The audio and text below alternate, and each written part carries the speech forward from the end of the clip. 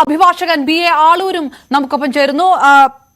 B A Aloor, നേരത്തെ അമീറുൽ ഇസ്ലാമിന്റെ അഭിഭാഷകനായിരുന്ന ഒരാൾ, അന്ന് താങ്കൾ ആ കേസ് ഏറ്റെടുക്കുന്നത് വലിയ തരത്തിലുള്ള വാർത്താ പ്രാധാന്യത്തിനൊക്കെ വഴിവെച്ചിരുന്നു.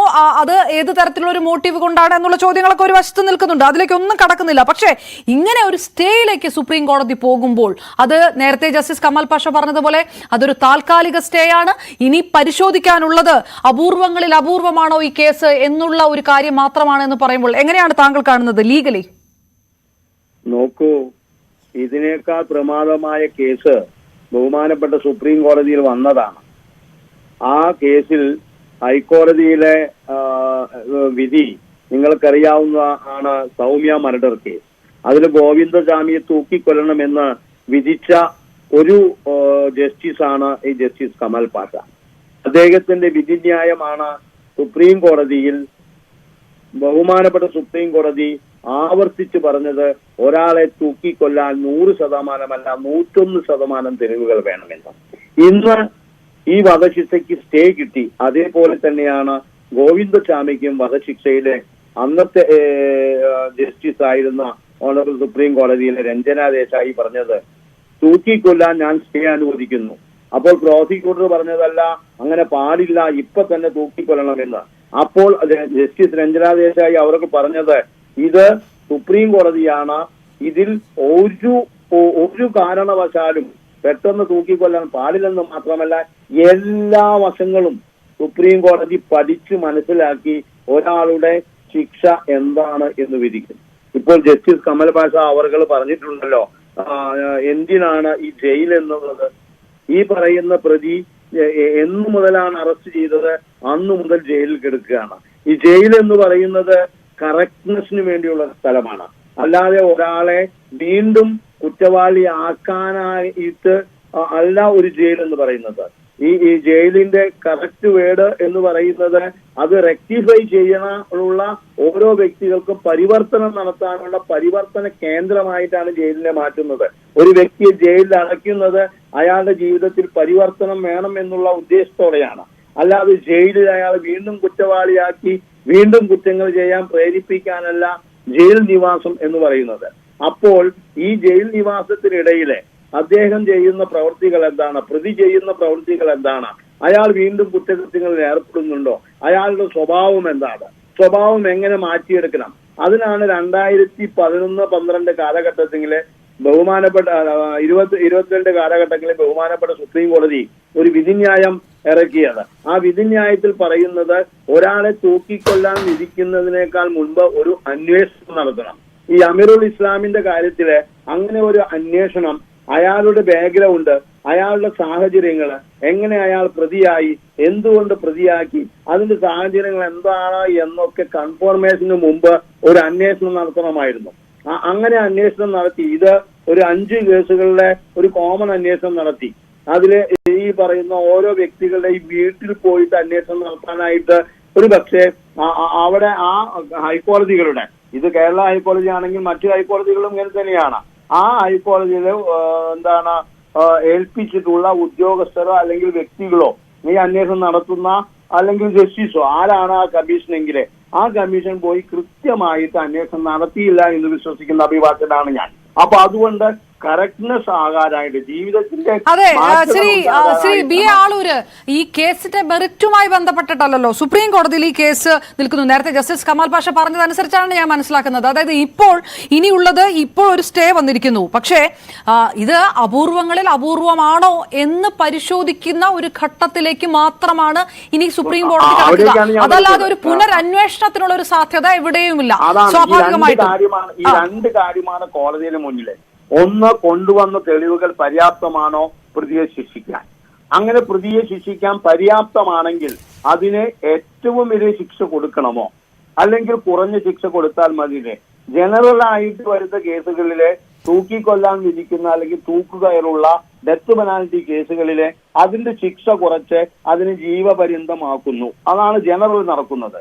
ഈ കേസിനെ സംബന്ധിച്ചിടത്തോളം ഇതിന് ആദ്യം മുതൽ അവസാനം വരെയുള്ള അന്വേഷണത്തിന്റെ ഒരു മികവ് കണ്ടാൽ നമുക്ക് മനസ്സിലാക്കാൻ സാധിക്കും യാതൊരു തെളിവുകളും ഈ പറയുന്ന പ്രതിക്കെതിരെ കൊണ്ടുവരാൻ പ്രോസിക്യൂഷന് സാധിച്ചിട്ടില്ല.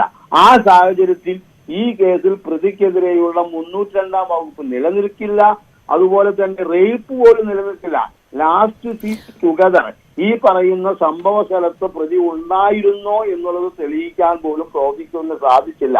അതായിരുന്നു എന്റെ പ്രധാനപ്പെട്ട വാദവും, അതായിരുന്നു എന്റെ പ്രധാനപ്പെട്ട അപ്പീലിലെ വാദവും.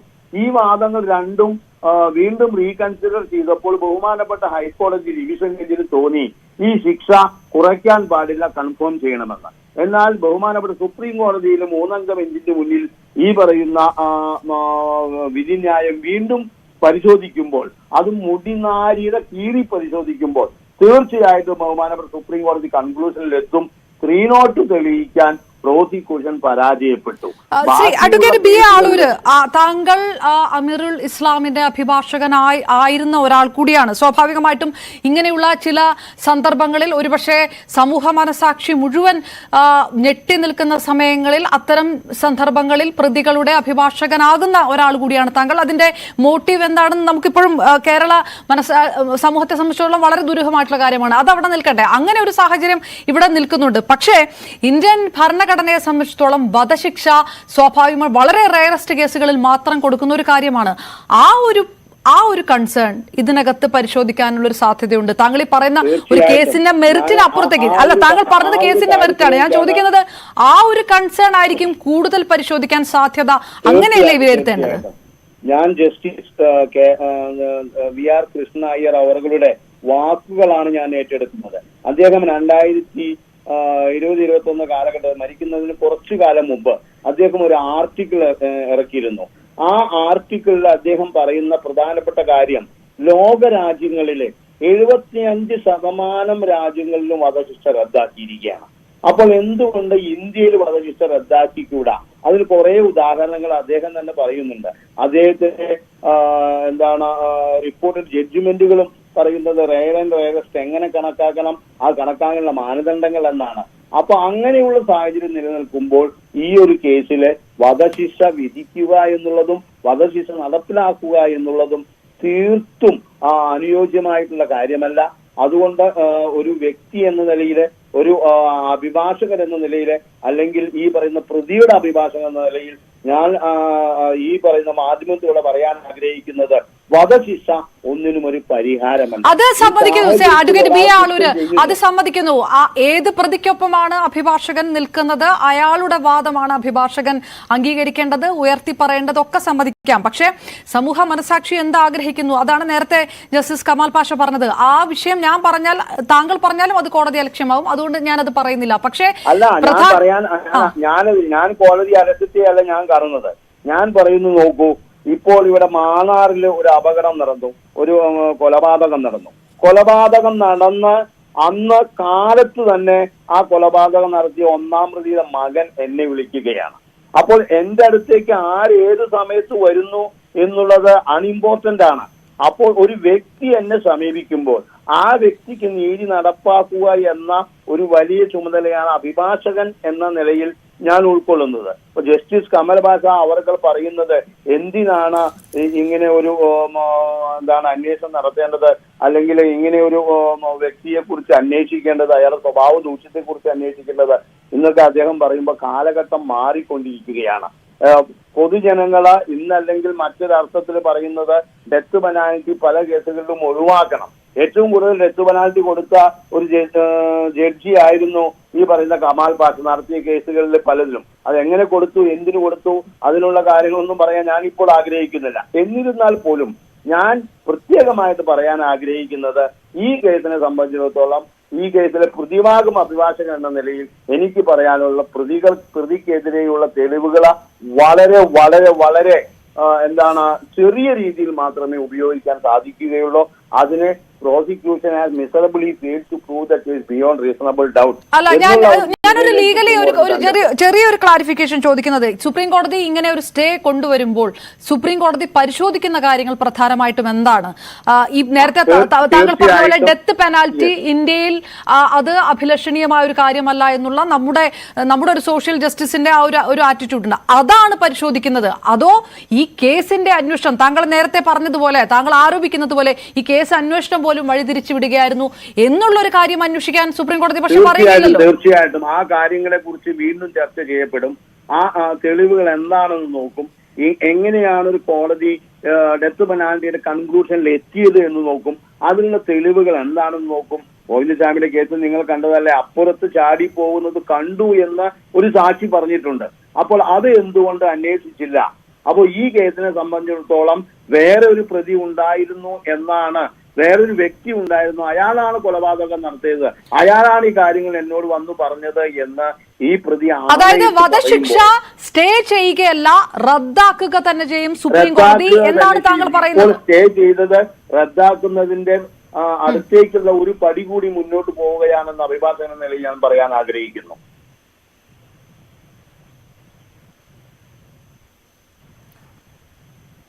Right, okay. അഡ്വക്കേറ്റ് BA ആളൂരാണ് പ്രതികരിച്ചത്. ഈ സുപ്രീം കോടതിയുടെ വധശിക്ഷ സ്റ്റേ ചെയ്യൽ ഇപ്പോൾ അഡ്വക്കേറ്റ്